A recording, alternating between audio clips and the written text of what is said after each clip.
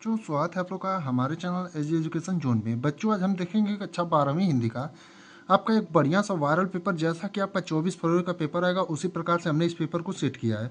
और इस क्लास में जितने भी प्रश्न आपको इस पेपर के बताए जाएंगे, सभी क्वेश्चन जो होंगे बहुत महत्वपूर्ण होंगे और जो है प्रीवियस ईयर में लगातार आए हैं। और 24 फरवरी के पेपर के दिन यहाँ से क्वेश्चन आपको 100% देखने को मिलेगा। उससे पहले अगर आप लोग चैनल पर नए हैं तो चैनल को सब्सक्राइब कर लीजिए और वीडियो को लाइक करिए और अपने दोस्तों के साथ ज़्यादा से ज़्यादा शेयर करिए। आइए देखते हैं सबसे पहले खंड क को। और इसमें पहले का क दिया है आपका आचरण की सभ्यता के लेखक हैं, यानी आचरण की जो सभ्यता है उसके लेखक आपके कौन है। पहला ऑप्शन दिया है रामचंद्र शुक्ल, दूसरा महावीर प्रसाद द्विवेदी, तीसरा संपूर्णानंद और चौथा अध्यापक पूर्ण सिंह। तो प्यारे बच्चों, आपका आचरण की सभ्यता जो है उसके लेखक कौन है, तो आपके अध्यापक पूर्ण सिंह, यानी कि चौथा वाला ऑप्शन जो है प्यारे बच्चों आपका एकदम सही है। अब ख वाला आपका प्रश्न दिया है चिंतामणि निबंध संग्रह के लेखक हैं, यानी कि आपका जो प्यारे बच्चों चिंतामणि जो निबंध संग्रह है उसके लेखक कौन है, आपके भारतेंदु हरिश्चंद्र। दूसरा दिया है महावीर प्रसाद द्विवेदी, तीसरा रामचंद्र शुक्ल, चौथा ऑप्शन हजारी प्रसाद द्विवेदी। तो आपके चिंतामणि निबंध संग्रह के जो प्यारे बच्चों आपके लेखक हैं रामचंद्र शुक्ल है, यानी कि तीसरा वाला ऑप्शन आपका एकदम सही होगा। और ये क्वेश्चन हमने आपको पहले भी बताया था कि चिंतामणि आपका यहाँ से दो प्रश्न तैयार हो रहा है कि चिंतामणि आपका किस विधा की रचना है, तो निबंध विधा की है। तो आप लोग जो है ये भी ध्यान रखिएगा। अब हर एक छोटी छोटी बातों को आपको ध्यान रखना पड़ेगा क्योंकि 2 ही दिन में आपका पेपर है।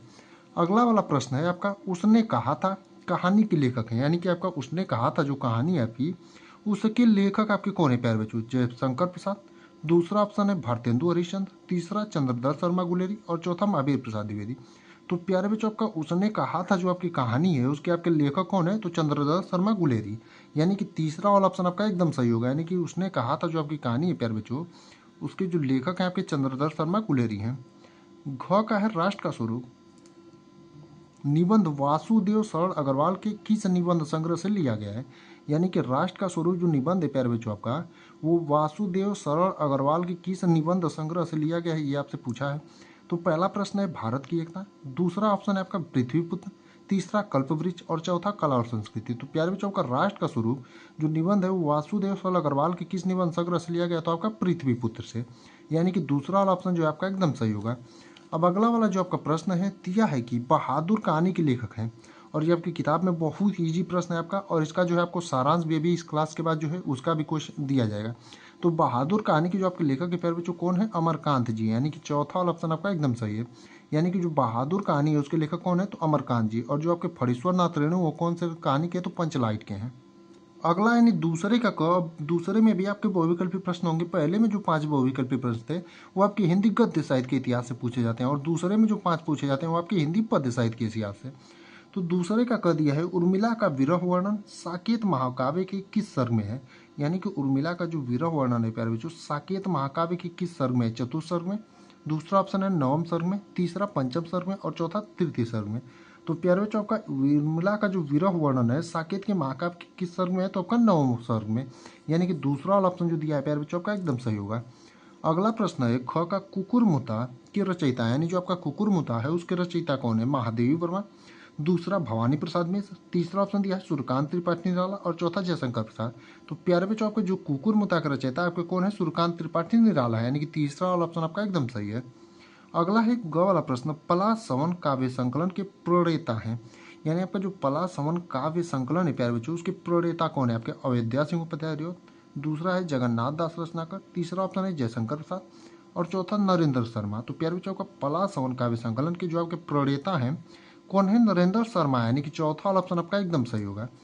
अब अगला वाला प्रश्न देखेंगे घ वाला दिया है निम्नलिखित में से कौन सा कवि छायावाद के नहीं है, यानी कि आपका तो आपका निम्नलिखित में से कौन सा छायावाद का कवि नहीं है, सूर्यकांत त्रिपाठी निराला, दूसरा है जयशंकर प्रसाद, तीसरा ऑप्शन महादेवी वर्मा और चौथा अज्ञेय। तो प्यारे बच्चों आपका जो इनमें से छायावाद के कवि जो नहीं है आपके अज्ञेय हैं। बाकी आपका जो जयशंकर प्रसाद, सूर्यकांत त्रिपाठी निराला और महादेवी वर्मा जो आपका छायावाद के कवि हैं, यानी कि चौथा वाला ऑप्शन जो आपका एकदम सही होगा। अगला प्रश्न है निशा निमंत्रण के रचनाकार हैं, यानी आपका जो निशा निमंत्रण है उसके रचनाकार कौन है, धर्मवीर भारती, दूसरा ऑप्शन है मैथिली शरण गुप्त, तीसरा हरिवंश राय बच्चन और चौथा जयशंकर प्रसाद। तो प्यारे बच्चों आपके निशा निमंत्रण के जो रचनाकार हैं आपके कौन है, हरिवंश राय बच्चन है, यानी कि तीसरा वाला ऑप्शन आपका एकदम सही होगा। अब अगला यानी तीसरा का जो प्रश्न आपका रहेगा वो रेखांकित माफ करिए आपका गद्यांश पर आधारित प्रश्न रहेगा, और यहाँ से आपके जो है 2 क्वेश्चन दिए रहते हैं, कोई एक आपको करना रहता है, और यहाँ से 10 नंबर का आपका क्वेश्चन पूछा जाता है जो कि 5 प्रश्न रहते हैं प्रत्येक 2-2 नंबर के। तो गद्यांश को जब भी आप अपने पेपर में 24 फरवरी के पेपर में सॉल्व करिएगा, हमारी एक बात ध्यान रख लीजिए, इसको 2 से 3 बार जो है आप ध्यानपूर्वक पढ़िएगा, जिससे आप जो है इसमें छिपे हुए क्वेश्चनों को तुरंत ढूंढ लें। तो आपका जैसे दिया है, भाषा स्वयं संस्कृति का एक अटूट अंग है। संस्कृति परंपरा से निश्रित होने पर भी परिवर्तनशील और गतिशील है। उसकी गति विज्ञान की प्रगति से के साथ जोड़ी जाती है।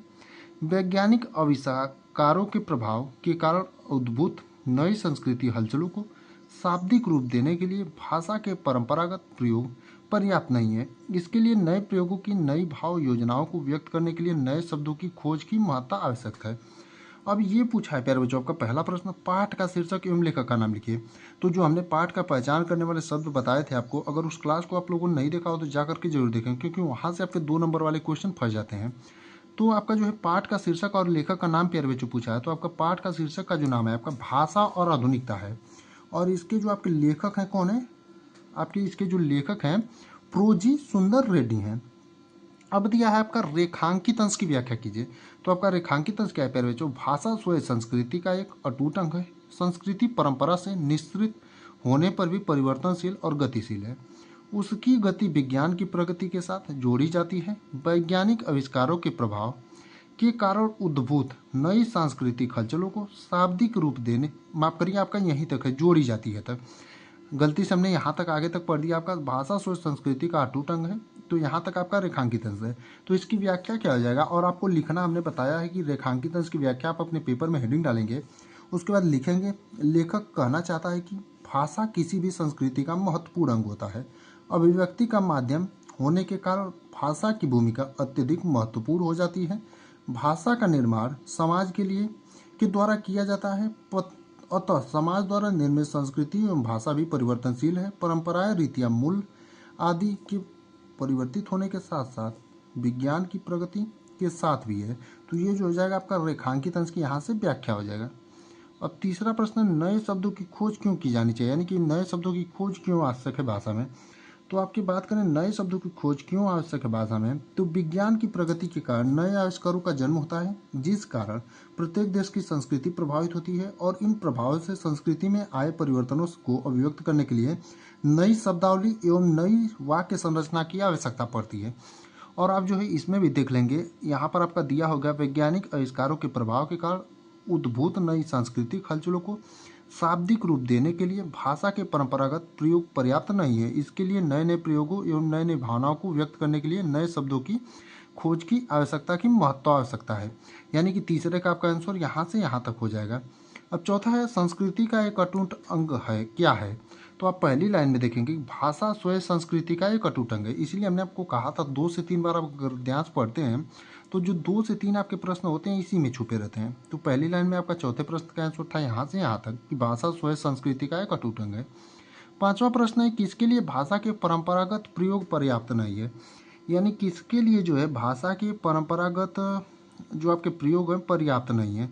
तो आप देखेंगे कि नई भाव योजनाओं को व्यक्त करने के लिए नए आपका यहाँ से देखेंगे, वैज्ञानिक आविष्कारों के प्रभाव के कारण उद्भूत नई सांस्कृतिक हलचलों को शाब्दिक रूप देने के लिए भाषा के परंपरागत प्रयोग पर्याप्त नहीं है। यानी कि यहाँ से यहाँ तक आपका पांचवें का आंसर हो जाएगा।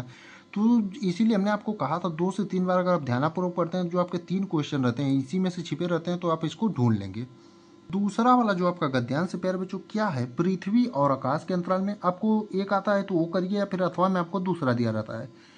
पृथ्वी और आकाश के अंतराल में जो सामग्री भरी पड़ी है, पृथ्वी के चारों ओर फैले हुए गंभीर सागर में जो जलचर एवं रत्नों की राशियां हैं, उन सब के प्रति चेतना और स्वागत के नए भाव राष्ट्र में फैलने चाहिए। राष्ट्र के नवयुवकों के हृदय में उन सब के प्रति जिज्ञासा की नई किरण जब तक नहीं फूटती है तब तक हम सोए हुए के समान हैं। विज्ञान और उद्यम दोनों को मिलकर राष्ट्र के भौतिक स्वरूप का एक नया ठाठ खड़ा करना है। यह कार्य प्रसन्नता, उत्साह और अथक परिश्रम द्वारा नित्य आगे बढ़ाना चाहिए। हमारा यह ध्येय हो कि राष्ट्र में जितने हाथ हैं उनमें से कोई भी इस कार्य में भाग लिए बिना रीत ना रहे। अब देखेंगे प्यारे बच्चों, आपका पूछा क्या है, इसमें दिया है पहला प्रश्न, उपयुक्त गद्यांश का संदर्भ लिखिए। तो आपको पाठ का नाम पता है और लेखक का नाम पता है, तो आप लिख देंगे कि प्रस्तुत गद्यांश हमारी पाठ्य पुस्तक हिंदी के वासुदेव सरल अग्रवाल द्वारा लिखित निबंध के राष्ट्र स्वरूप वाले पाठ से उद्धृत है। ये जो इसका हो जाएगा संदर्भ हो जाएगा। अब दूसरा है रेखांकित अंश की व्याख्या कीजिए। तो आपका रेखांकित अंश आपको नहीं दिख रहा होगा, लेकिन यहाँ से विज्ञान और उद्यम दोनों को मिलकर राष्ट्र के भौतिक स्वरूप का एक नया ठाट खड़ा करना चाहिए। यह कार्य प्रसन्नता, उत्साह और अथक परिश्रम द्वारा नित्य आगे बढ़ाना चाहिए। यहाँ तक जो है आपका रेखांकित अंश है। तो इसको आप लोग खुद से प्रयास करिएगा एक रेखांकित अंश करने का, क्योंकि 2 दिन में आपका पेपर है। अगर आप खुद से प्रयास नहीं करेंगे तो आप नहीं कर पाएंगे। तीसरा है राष्ट्र चेतना में भौतिक ज्ञान विज्ञान के महत्व को लिखिए। तो आप देखेंगे कि यहाँ पर आपका इसका भी प्रश्न का आंसर मिल जाएगा। विज्ञान और उद्यम दोनों मिलकर राष्ट्र के भौतिक स्वरूप का एक नया ठाट करना चाहिए। अब जब भी आप जो है इसमें से ये दोनों प्रश्न, लेखक ने राष्ट्र की सुप्त अवस्था कब तक स्वीकार की, तो आप लोग जो है स्क्रीनशॉट मार लीजिएगा गद्यांश को और खुद से भी एक आध क्वेश्चन करने का प्रयास करिएगा। जैसे 5वां है विज्ञान और श्रम के संयोग से राष्ट्र प्रगति के पद पर कैसे अग्रसर हो सकता है। तो इसको भी जो है आप लोग खुद से करिएगा। एक हमने आपको पूरा बताया है और एक के जो है आपको संदर्भ बता दिया, और दूसरा आप खुद करिएगा। अब अगला चौथा वाला जो प्रश्न होगा, जिस प्रकार आपके गद्यांश पर आधारित प्रश्न थे उसी प्रकार पद्यांश पे भी पूछे जाते हैं, और 2 आपको दिए रहते हैं, कोई एक आपको पेपर में करना रहता है। और 10 नंबर के क्वेश्चन यहाँ से भी पूछे जाते हैं। 5 प्रश्न रहते हैं और प्रत्येक 2-2 नंबर के। जैसे पहला दिया आपका, कोई प्यारा कुसुम कुमोहला गेह में जो पड़ा हो, तो प्यारे के चरण पर ला डाल देना उसी को, जो देना एक पवन बतला फूल सी एक बाला, म्लान हो कमल पग को चूमना चाहती है। अब दिया है उपयुक्त पद्यांश का संदर्भ लिखिए। तो आपको पाठ का नाम पता है, पवन दूत का है, और इसके लेखक और कवि कौन है, अयोध्या सिंह उपाध्याय। तो संदर्भ और व्याख्या करना हमने आपको बताया है। दूसरा क्वेश्चन है, प्रस्तुत पद्यांश में राधा ने अपनी तुलना किससे की है। और तीसरा जो है रेखांकित अंश की व्याख्या कीजिए, यानी कि आपका जो रेखांकित अंश है इसकी व्याख्या करने को बोला है। अब इसमें जो है ये वाला आप करिएगा, इसका जो है अथवा वाला प्रश्न हम आपको बताएंगे, क्योंकि ये वाला जो है आपको पद्यांश का सॉल्यूशन हमने पहले भी करा रखा है, इसलिए आपको फिर से होमवर्क देते हैं और देखना चाहते हैं कुछ बच्चे, जो बच्चे ध्यानपूर्वक पढ़े होंगे वो कर लेंगे। तीसरा है, श्री कृष्ण के कमलोच चरणों को कौन चूमना चाहता है। और 5वां जो है, राधा पवन दूतिका को से मुरझाए हुए पुष्प के माध्यम से क्या संदेश देना चाहती है।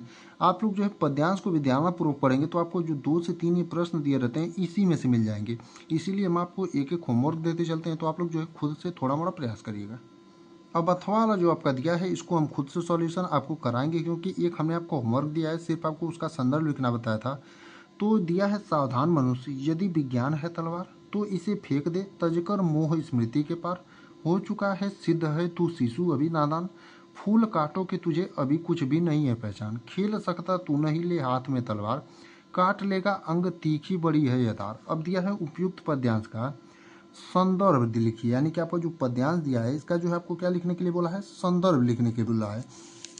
तो आप जो है इस पद्यांश का संदर्भ लिखेंगे कैसे, तो आप जो ये आपको पद्यांश दिया है इसका संदर्भ आपको लिखना बताएंगे। उसके बाद जो है आपको रेखांकित अंश की व्याख्या दिया है, तो आपका संदर्भ जो है इस पद्यांश का लिखेंगे आपका कि लिखेंगे, प्रस्तुत पद्यांश हमारी पाठ्य पुस्तक काव्यांजलि में संकलित रामधारी सिंह दिनकर द्वारा रचित अभिनव मनुष्य शीर्षक कविता से उद्धृत है।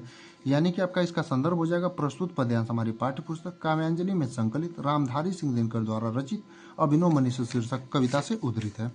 अब दूसरा आपका है रेखांकित अंश की व्याख्या कीजिए, यानी रेखांकित अंश आपका क्या है, सावधान मनुष्य। आपका ये भी जो है सही से नहीं दिख रहा होगा, रेखांकित अंश यही है, सावधान मनुष्य, यदि विज्ञान है तलवार तो इसे फेंक दे, तजकर मोह स्मृति के पार।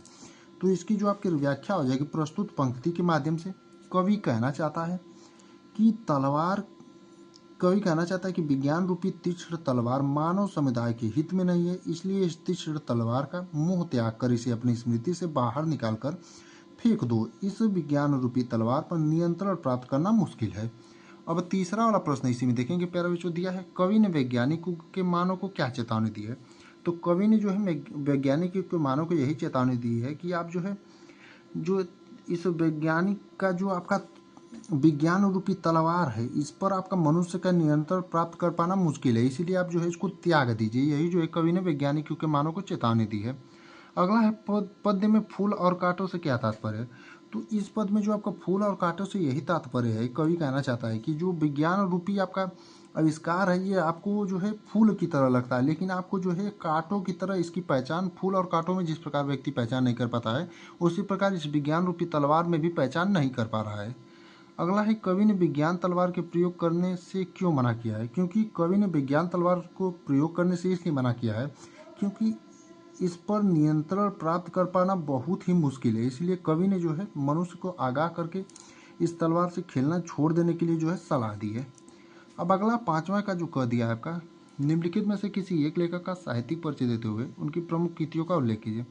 अब जो आपका जीवन परिचय होता है इसमें हमने आपको इम्पोर्टेंट बता दिया है कि कवि में जो लेखक में जो आपको तैयार करना है हजारी प्रसाद द्विवेदी, आपका वासुदेव अग्रवाल, और आपका जो है APJ अब्दुल कलाम का तैयार कर लीजिए। और कवि में जो है आपका अयोध्या सिंह उपाध्याय आर्य और मैथिली अयोध्या सिंह उपाध्याय आर्य, सुमित्रानंद पंत और आपका जो है महादेव वर्मा का तैयार कर लीजिए। अगला आपका लाठी अथवा ध्रुव कहानी, ध्रुव यात्रा कहानी के उद्देश्य पर प्रकाश डालिए। तो इसमें जो आपका पंचलाइट कहानी, लाठी कहानी और बहादुर कहानी का अगर आप सारांश तैयार कर लेते हैं तो आपके लिए पर्याप्त हो जाएगा। अगला है आपका स्वपठित खंडकाव्य के आधार पर किसी एक खंड के प्रश्न का उत्तर दें।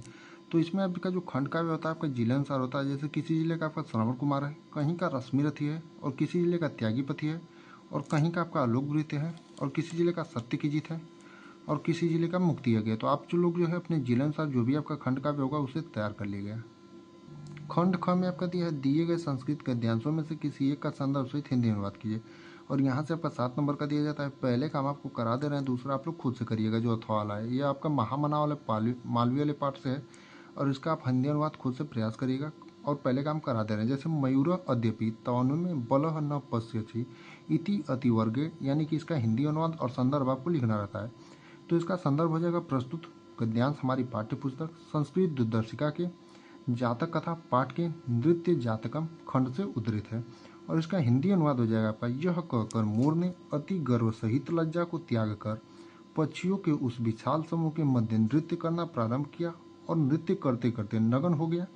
यह देख सुअर राजहंस ने लज्जित होकर कहा, इसे न तो संकोच विनय है और न पंखों को ऊपर करने में लज्जा, इस निर्लज को मैं अपनी बेटी नहीं दूंगी। तो ये जो हो जाएगा आपका इसका हिंदी अनुवाद हो जाएगा। और संदर्भ हमने आपको बता ही दिया कि संदर्भ कैसे लिखेंगे। प्रस्तुत गद्यांश हमारी पाठ्य पुस्तक संस्कृत दूरदर्शिका के जातक कथा पाठ के नृत्याजकतम खंड से उद्धृत है। तो आपका एक और दूसरा वाला जो है आपका महामना मालवी वाले पाठ से, तो इसे आप लोग जो है खुद से प्रयास करिएगा। एक हमने आपको बता दिया। अगला आपका है दिए गए पद्यांशों में से किसी एक का संदर्भ सहित हिंदी अनुवाद कीजिए। यानी कि आपको पद्यांश जो दिए गए होते हैं और आपको किसी एक का जो है संदर्भ सहित हिंदी अनुवाद करना रहता है।